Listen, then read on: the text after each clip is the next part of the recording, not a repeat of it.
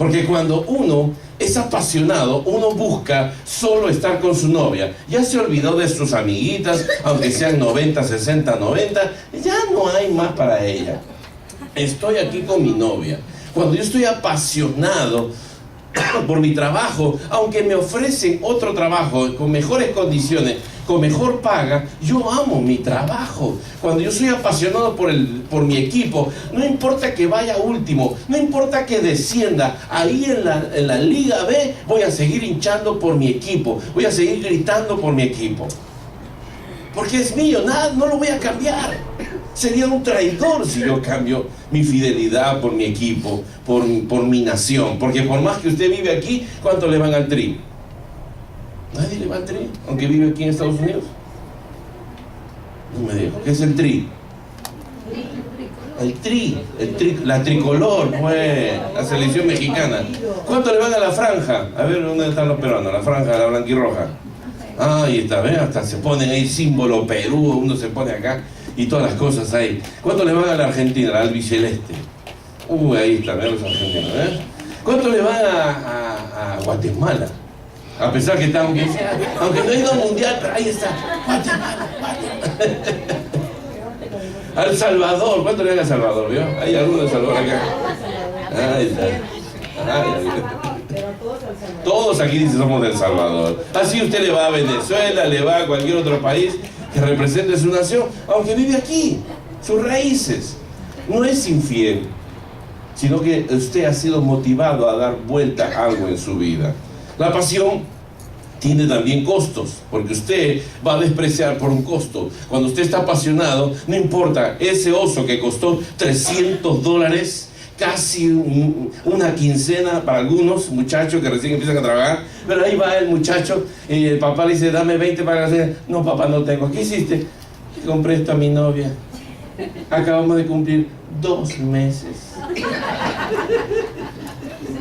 Y gastaste $300. Y me dijo, sí, papá. Bueno, mejor no repito lo que dice el papá, ¿no? Yo he visto que el amor produce eso. No importa, no se midió en el gasto, lo hizo. El padre que es apasionado por sus hijos no se desespera cuando llega con el cheque para sacarlos a pasear, para sacarlos a comer, para comprarles algo, porque sabe usted que ama, está apasionado por su familia, ¿sí? Requiere gastos y tiene costos.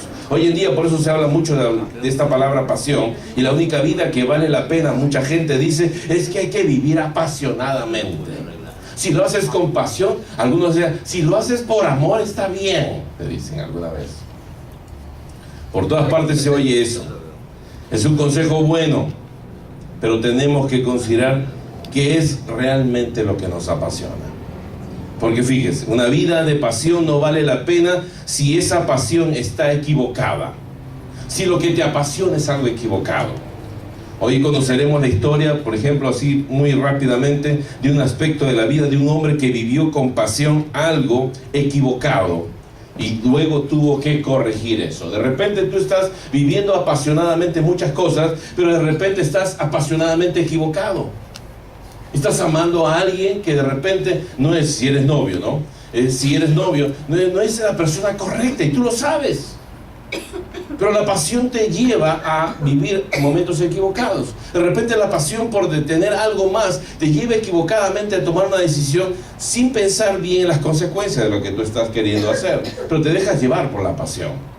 La pasión ha llevado a destruir hogares porque piensan que la pasión es solamente sexo, y la sexualidad nos ha llevado y ha llevado a mucha gente a una pasión equivocada. Hemos adelantado tiempos a veces con jóvenes y en estos días se nos habla y se nos enseña a los muchachos en las escuelas tanto de sexo que a veces uno le tiene que preguntar más a ellos que lo que nosotros sabemos. Son tan explícitos y a veces, para mi gusto, a veces les abren tanto la imaginación que no dejan nada reservado a veces de la intimidad en la relación sexual. Hablando de la pasión, yo quiero que vayas conmigo al libro de Hechos, capítulo 26, el verso 2 hasta el verso 11. En el libro del Nuevo Testamento, en el libro de Hechos, después de los Evangelios, en el capítulo 26, el versículo 2 al 11. Me tengo por dichoso, oh rey Agripa, de que haya de defenderme hoy delante de ti de todas las cosas de que soy acusado por los judíos, mayormente porque tú conoces todas las costumbres y cuestiones que hay entre los judíos, por lo cual te ruego que me oigas con paciencia. Mi vida, pues desde mi juventud, la cual desde el principio pasé en mi nación, en Jerusalén, la conocen todos los judíos, los cuales también saben que yo desde el principio, si quieren testificarlo, conforme a las más rigurosas sectas de nuestra religión, viví fariseo. Y ahora, por la esperanza de la promesa que hizo Dios a nuestros padres, soy llamado a juicio. Promesa cuyo cumplimiento espera que han de alcanzar nuestras 12 tribus, sirviendo constantemente a Dios de día y de noche.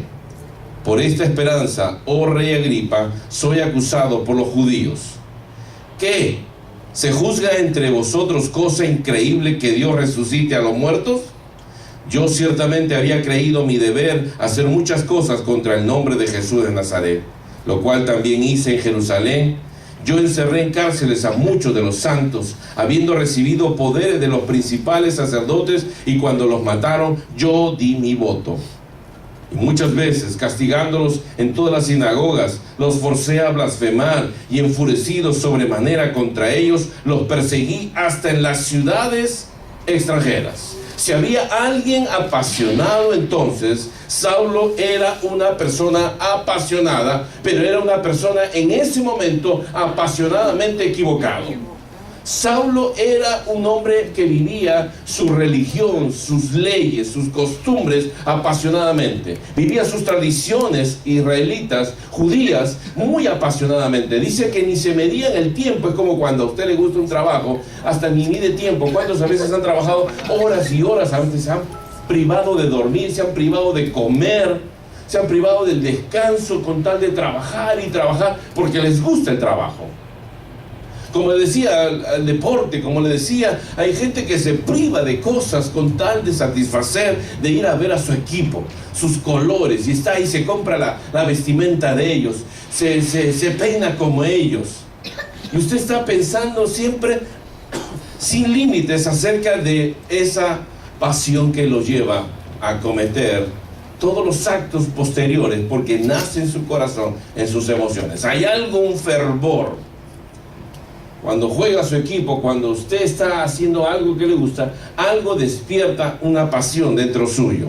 Pero muchas veces esa pasión es equivocada. Este hombre, por ejemplo, perseguía a creyentes, a los judíos los perseguía, a los que se convertían al cristianismo los perseguía. Los metía en cárceles, los mataba, los asalteaba, los maltrataba, los torturaba, era un torturador. Y él creía que estaba haciendo el bien y agradando a Dios. Déjame decirte que hay gente que puede estar haciendo cosas apasionadamente, pero equivocado. ¿Cómo? Entonces, ¿usted no quiere que vivamos apasionados? Sí, sino que entiendas que la pasión debe ser canalizada correctamente a algo que te va a bendecir y te va a fortalecer. Saulo vivía por eso apasionado por la tradición religiosa que había recibido de sus antepasados, pero no preguntaba si esa tradición estaba de acuerdo con la verdad de Dios. Él lo daba por sentado. Él decía, es tácito. Mis padres me enseñaron eso, yo voy a hacer eso. Por eso es que mucha gente resiste, por ejemplo, entrar al cristianismo.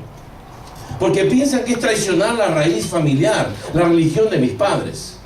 Y mucha gente está pensando que como ellos vivieron, yo también tengo que seguir. Y hasta otros familiares te van a decir, si te vuelves como tu papá, como tu mamá o como tus hijos, conmigo perdiste. No me vuelvas a hablar. Porque pensamos, y Saulo era una persona así, que vivía su tradición religiosa pensando que de esa forma, apasionadamente equivocado, agradaba a Dios. Sin embargo, Saulo tuvo, dice la Biblia, si usted sigue leyendo todo el capítulo 26, va a darse cuenta cómo Saulo, yendo por el camino, tuvo un encuentro con Dios.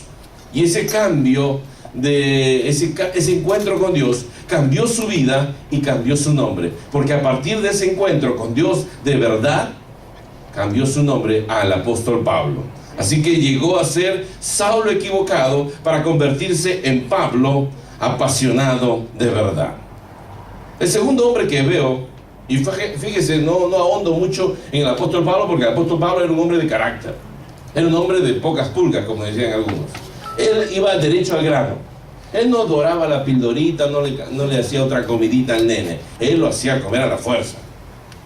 Oigo que entre ustedes hay uno que se acuesta con la mujer de su padre. ¿Qué están esperando? ¿Por qué no lo sacan de la iglesia? ¿O están esperando que vaya yo? Fíjense, así escribía el apóstol Pablo. Así que cuando él tenía que llamar la atención, llamaba la atención seriamente. Así que era un hombre de carácter. Era un hombre de tomar, era un hombre de decisión, era un hombre apasionado. Él escribió: voy a predicar a tiempo y fuera de tiempo, al judío, al gentil, al esclavo, al libre, a todos me haré, con tal de ganar a uno, decía.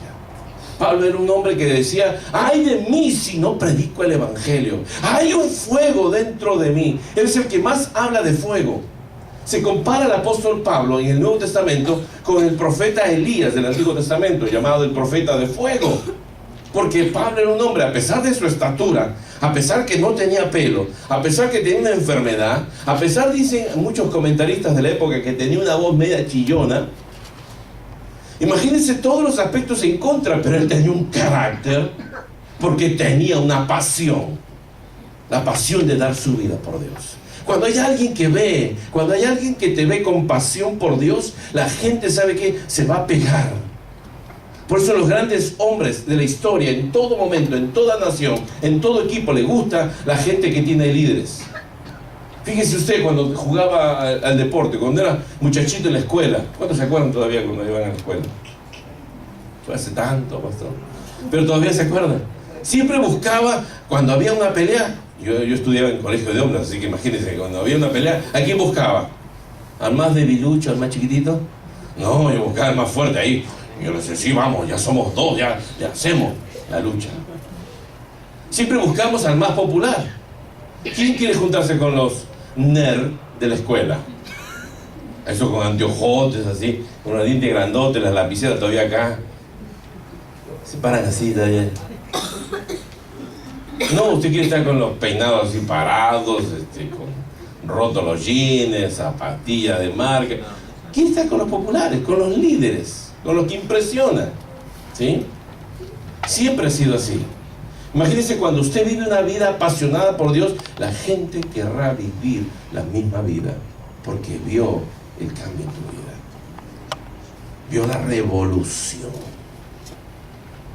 Se cuenta cuando Fidel Castro y Che Guevara y un pequeño ejército, no eran tantos, cuando desembarcaron en Cuba, y empezaron a tomar ciudad por ciudad, al ver la convicción de Fidel, al ver que hasta un argentino, doctor, médico de clase media de la Argentina, viajó y abrazó esta ideología, los mismos cubanos decían: yo voy a luchar por mi libertad. Y cuando decían estas palabras, patria o muerte, la gente decía: prefiero muerto pero libre, voy a luchar por mi libertad. Esas son convicciones, esas son pasiones. Cuando ves a una persona así, vas a seguirla, aunque sea equivocado. Como cuando Jim Jones, David Courage, en los Estados Unidos, apasionadamente equivocados, llevaron a gente a la muerte, al error. Así que tú tienes que ser una persona apasionada de las cosas correctas. El segundo hombre que veo en la Biblia es en el libro de Santiago, capítulo 5, el verso 17, es el gran profeta Elías, llamado el profeta de fuego. ¿Sabe por qué, no? Dice en Santiago 5:17, Elías era hombre sujeto a pasiones, fíjese, a pasiones semejantes a las nuestras, y oró fervientemente para que no lloviese, y no llovió sobre la tierra por 3 años y 6 meses. Fíjese, para que usted se dé cuenta, Elías le gustaba comer. De hecho, hasta le servían comida a los cuervos. Cuando había escasez de carne, él estaba comiendo carne, porque el Señor le traía a los cuervos y los cuervos le daban de comer. Así que él siempre tenía provisión. Le dijo Dios: Cuando había escasez, dijo: una viuda de Sarepta te dará de comer. Y ahí va Elías, habiendo sido alimentado por cuervos, con carne, con harina, con panes. Ahora va una viuda pobrecita y no tenía comida, y le dice: ok, mujer, ¿no tienes para hacer comida? ¿Vas a hacer más que unas tortitas para ti y tu hijo? Hazme a mí primero, le dice. ¿Usted se imagina a la pobre viejita, a la pobre viuda con su hijito? Flacos. Eran tan flacos que no tenían dedo gordo. Imagínense que iban a comer esa tortilla y después morir. Y de repente ahí este profeta gordito se aparece y dice: dame a mí primero. ¿Usted se imagina la cara del hijo mirándole al profeta? Este gordo, míralo, cómelo, se va a comer mi tortilla. ¿Y mamá? ¿Se lo vas a dar, mamá? Sí, hijo, porque el profeta ha dicho palabra de Dios. Pero mamá, ¿y qué voy a comer yo? Vas a ver que Dios va a proveer. Ese es el acto de fe más grande de la viuda. Y dice que después sobreabundó en la vida de la viuda y de su hijo, por haber obedecido la voz de Dios. Elías era un hombre apasionado, porque había hecho, por ejemplo, en Primera de Reyes, capítulo 18, el verso 21, dice: y acercándose Elías a todo el pueblo, dijo: ¿hasta cuándo claudicaréis vosotros entre dos pensamientos? Si Jehová es Dios, seguidle, y si Baal, id entonces en pos de él. Y el pueblo no respondió palabra. Entonces imagina, está en un monte, públicamente están los sacerdotes, casi 800 sacerdotes de Baal. Y de repente está todo el pueblo mirando que ese acontecimiento, porque él había dicho: vamos al monte allá para ofrecer un holocausto a Baal, y yo voy a ofrecer a Jehová. Y él estaba desafiante, él estaba solito, no había nadie con él.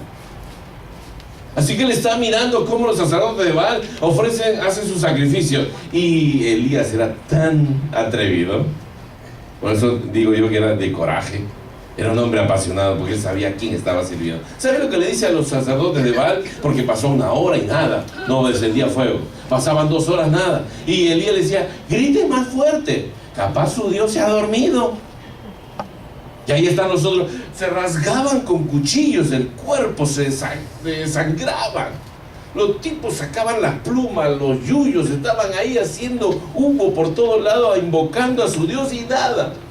Y Elías, mirando sentadita, ya le decía: griten más fuerte, capaz se ha ido a comprar. Y los otros, peor todavía, encima los vacilaba, ¿vio? Era atrevido, sarcástico, y hacía bromas.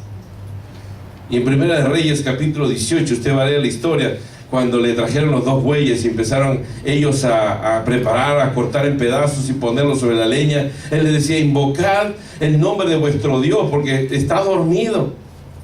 Luego le tocó a él en el verso 33, preparó la leña y cortó el buey en pedazos y lo puso sobre la peña.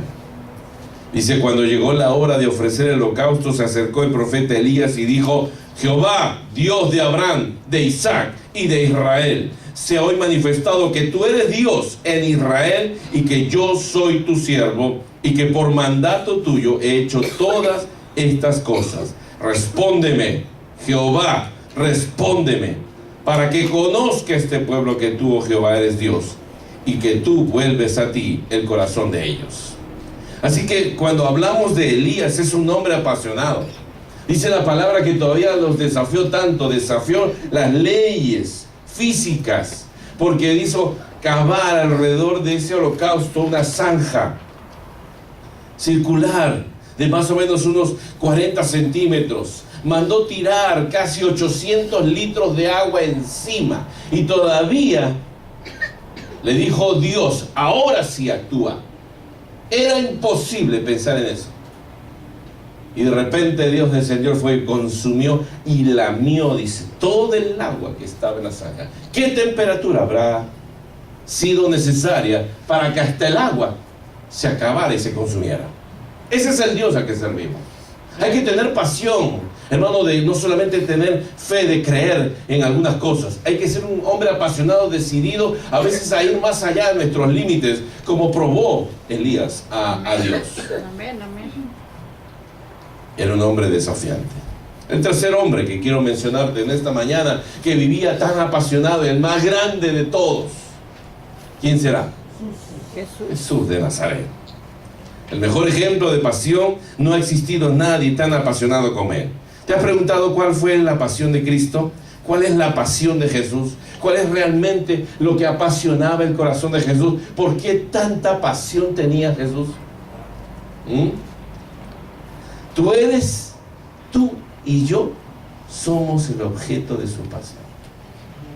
Dile que tienes a la mente, tú eres el objeto de su pasión. Dios está apasionado por ti. ¿Por ti? ¿Por mí, dirías tú? ¿Cuánto dirías? Ni siquiera soy digno de tanto cariño. ¿Alguna vez usted ha sido sorprendido gratamente?